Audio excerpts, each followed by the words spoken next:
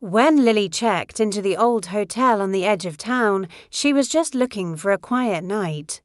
She had been driving for hours, her phone was dead, and the rain outside made it impossible to keep going.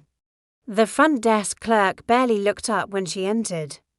He slid the key across the counter and said in a flat voice, "Room 313. Top floor. Elevators broken."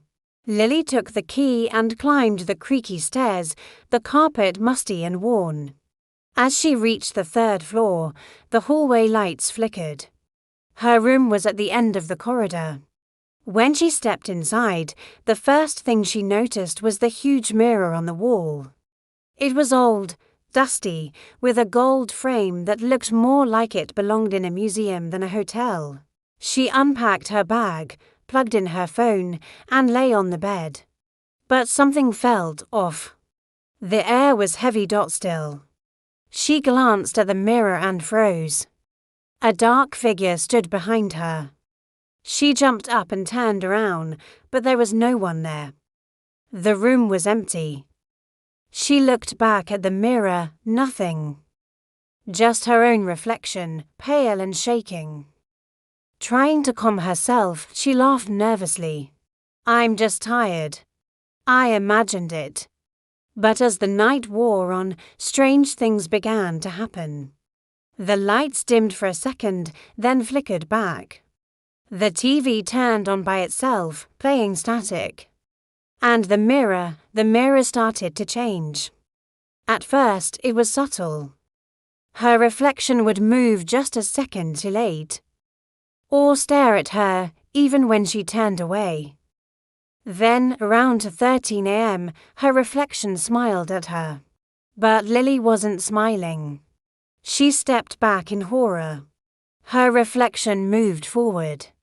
It pressed its hands against the glass, its smile widening unnaturally.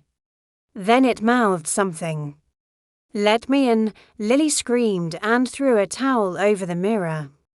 She backed away, heart pounding. Suddenly, she heard a knock on the door. Knock. She didn't move. Another knock. Then a voice, soft, familiar. "Lily, it's me. Open the door." It was her voice. She ran to the peephole. No one was there, but the knocking continued. She turned and looked at the mirror again. The towel had fallen off. Now there were two reflections, both smiling.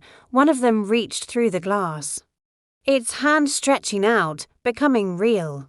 Lily screamed and ran out of the room, down the hallway, not stopping until she reached the lobby. But the clerk was gone. She looked back. The elevator doors opened by themselves. Inside, standing completely still, was her reflection. Not a reflection anymore. The next morning, the hotel room was empty. The bed was untouched. No sign of Lily. But if you check the mirror in room 313, you'll still see her standing there, smiling, waiting.